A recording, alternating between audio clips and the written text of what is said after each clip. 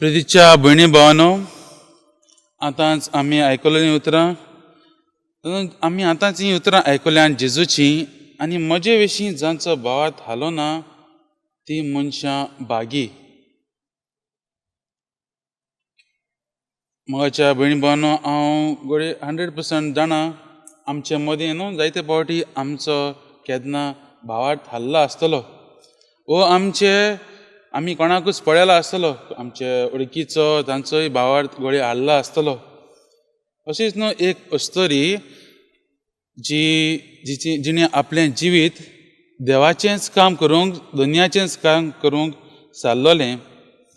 सदांच ती पिडेवंतांक, दुबळ्यांक, जीं जाणट्यांक आनी कोण बरीं ना तांकां सदांच ती भेटताली आनी हे भाशेन ती देवाचें काम करताली, जेजूचें काम ती करताली. पूण अकस्मात अशें घडटा की एक दीस तिचे दिमेक एक पिडा जाता आनी तिका सर्जरी करूंक पडटा. आनी म्हज्या भयणी भावांनो, ही सर्जरी सारकी जायना आनी तिची दिमी तिका आनिकूय दूख ती जाता, केन्ना ती सारकी जायना आनी तिची दिमीक आनीक दुखूच भोगता, तिचे लागीं सारकें चलोंक जायना. आनी अशें दिसता की ही जी अस्तरी जेजूची काम करताली, जी देवाचें काम करताली, आतां देवान तिका सांडलां कशें, आतां देव तिची मागणें आयकना कशें तिका दिसलें. आनी जी अस्तरी सदांच देवाचें काम करी, आतां तिचे तोंडाचेर हो हांसतो मुखामळ आसतो, पूण आतां ल्हव ल्हव जावन तिचो भावार्थ हालूंक लागता आनी ती मोगाच्या भयणी भावांनो तिचें आख्खो तें कुशलकायेचें मुखामळ जें आसा तें सगळेंच दुखाभरीत कशें जाता. आनी अशीच एक दीस घोटाय घेवन ती आपल्या गांवच्या पाद्रीक मेळटा आनी आपलें जें दूख जें आसा तें ती सांगता. आनी हो पाद्री मोगाच्या भयणी भावांनो तिका म्हणटा, तूं वचोन मागणें कर आनी ह्या मागण्यांत तुज्या इश्ट म्हणल्यार जेजूक, आमच्या इश्टाक, तुजे बरोबर सदांच आसपी आनी तूं तिका इश्ट म्हणून मानपी तुज्या इश्टाक विचार हें आपणाक कित्याक जाता तें काय म्हणून. आनी ती मागणें करूंक वता आनी मोगाच्या भयणी भावांनो दुसरे दिसा जेन्ना येता, तिच्या तोंडार जें दुखा भरीत आसलें तोंड तें एक शांततायेचें तोंड जाल्लें हो पाद्री पळयता. आनी ही बायल त्या पाद्रीक विचारता, ती म्हणटा, तूं जाणा म्हाका कितें जालां तें, तूं जाणा म्हाका जेजून कितें जबाब दिला तो. हांव हांगा आसलीं देवाची कुसा असल्या उमकडतल्या जेजूक पळयोवन हांव म्हजी सगळीं दुखांच ताका सांगताली आनी सांगता आसतना म्हजें दूख सांगता आसतना जेजून म्हाका हीं उतरां म्हणलीं, तुजें दूख इतलेंच, म्हजें दूख तुज्याहून व्हड. आनी हींच उतरां आयकून म्हज्या भयणी भावांनो ही बायल तिचो आख्खो स्वभावूच बदलता आनी ती खुशालकायेन तिच्या जिवितांत शांतताय येता. म्हज्या भयणी भावांनो, आयज जें शुभ वर्तमान आतांच आमी आयकलां, हातूंतूय आमी असलीच एक घडणूक पळयता, जुआंव बातिस्ताची घडणूक. जुआंव बातिस्ताच्या जिवितांत हेंच घडलें आसतलें. जुआंव बातिस्त हो जेजूच्या येण्याची ताणें जिवीत सारलोलें, जेजूच्या येण्याची तयारी करूंक लोकांक तो ओडून हाडटालो, तांकां बावतीज दितालो, कसलो प्राचिताचो बावतीज तो दितालो. आनी आतां त्याच वेळार ह्या वेळार आतां ताका हेरोदान धरून बंदखणींत घातलेलो आसा आनी ह्याच वेळार जेजूनय आपलें कार्य सुरू केल्लें आसा. जेजूय जायते मिलाग्री करूंक लागला आनी एके वाटेन जुआंव ह्या बंदखणींत ताका घातलेलो आसा. कित्याक तर ताणें हेरोदाची ही वायट आनी पातकां ताणें ताच्या तोंडार मारलेलीं देखून हेरोदान ताका ह्या बंदखणींत घातलेलो. आनी घडये आतां ताणें जेजूचें आयकल्लें आसतलें घडये कितें जेजू जायती मिलाग्री करता आनी ही मिलाग्री करून तो आपणाची चिंतना घडये ताका दिसलें आसत घडये, कित्याक ताणें ताका बातिज दिल्लो आनी जेजू ताची कांयच परवा करिना ताका कशें दिसता. आनी हाकाच लागून मोगाच्या भयणी भावांनो जुआंव आपल्या शिसांक धाडटा जेजू लागीं विचारूंक तूं खरोच तो सोडवणार, तूं खरोच तो मसाया येवचो आसा तो.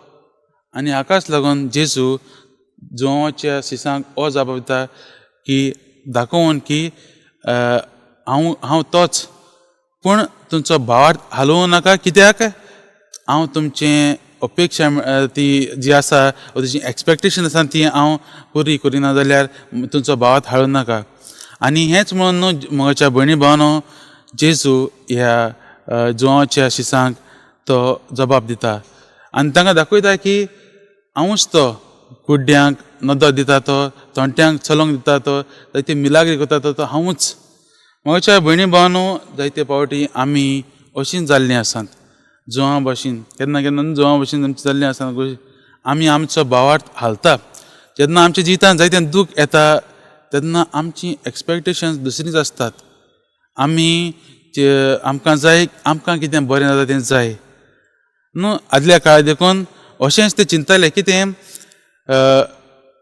जाका कोणाक कितें बरें जाता, जाच्या जिवितांत बरें जाता ताका ताच्या लागीं देव आसा अशें समजणी आसली. जाच्या जिवितांत वायट जाता थंय ताच्या जिवितांत देवाचें आसणें ना. पूण आमी मागीर पळयलां, पवित्र पुस्तकांत पळयता जॉबाची आमकां खबर मेळटा तेन्ना थंय तो देवा लागीं आसून देखून ताका जायत्यो अवघडाय येतात. आनी हेंच जेजू आमकां दाखोवंक सोदता. म्हज्या भयणी भावांनो, की जेजू आपल्याचें आसणें तो आमकां दिता, देवाचें आसणें तो आमकां दिता. पूण देवाचें आसणें आसप म्हणल्यार कितें तें आमकां तो आज सांगूं येता की हांव हांगा आयलां तुमकां सोडोवंक, कुड्ड्यांक नदर दिवंक, थोंट्यांक बरीं करूंक, कोणा दुबळ्यांक बरीं करूंक हांव आयलां म्हूण सांगता. आनी पूण म्हज्या भयणी भावांनो, ही जी जेजू करता तें फकत आमकांच लागून न्हय, पूण आमचे बऱ्याकूच लागून न्हय, वा आमकां बरीं करूंकच म्हूण न्हय, वो संवसारीक वस्तूंचेरूच नदर घालूंक न्हय, पूण आमकां तो एके भाशेन तो दाखोवंक सोदता की आमी आमच्या जिवितांत, आमच्या आत्मीक जिविताचेर नदर मारूंक तो आपयता. आयज आमी हांगा पळयता जो बुणकुनीत आसलो ताणें ताका नदर आसलेली गळी, पूण नदर आसूनय तो आत्मीक नदरेन तो कुड्डो जाल्लो. तो जेजूक वळखूंक विसरता आनी तो आपल्या शिसांक तो जेजू लागीं प्रश्न करूंक धाडटा कितें तोच तो सोडवणार काय म्हणून. आमी जायते फावटी म्हज्या भयणी भावांनो, आमची एक्सपेक्टेशन्स, आमची अपेक्षा असलीच आसा. आमकां जाय, देवान आमकां जाय तें दिल्लें, पूण जेन्ना आमच्या जिवितांत बरें कांय जायना न्हू तेन्ना आमी रोखडेंच आमचो भावार्थ हालता आनी आमी देवाक प्रश्न करतात, आमी देवाचेर गुणून लागतात. आनी हेंच आमी दुसऱ्या वचपांतूय आयकलां. जाकोबाच्या चिटींत जाकोब देखून म्हणटा आमकां गुणगुणू नाकात, एकामेका लागीं गुणगुणू नाकात म्हूण तो आमकां सांगता. आमी जाता ते भाशेन आमच्या जिविताची नदर मारुया आनी पळोवया. म्हज्या भयणी भावांनो, आयज आमी पवित्र क्रिस्ताच्या येण्याची तिसऱ्या आयतारान भितर सरलेलीं आसात. आनी आयचो आयतार जावन आसा ताका आमी लातीन भाशेन गौदाते आयतारी म्हणटात, वो संतोशभरीत आयतार म्हणटात.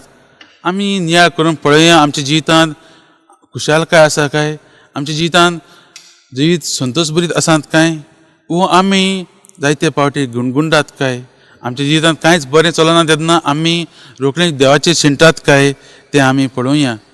आनी नियाळ करता आसतना, आतां आमी ह्या काळांत आसतना देवाचोच आदार मागूंक गरजेचो.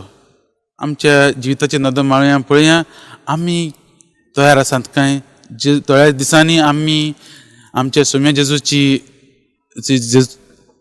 जेजूचो जल्म आमी समरुमतले आनी हो जेजूक शेवूंक, हो जेजूक आमच्या काळजांनी भितर घेवंक आमी तयार आसात काय हें आमी नियाळूंक गरजेचें.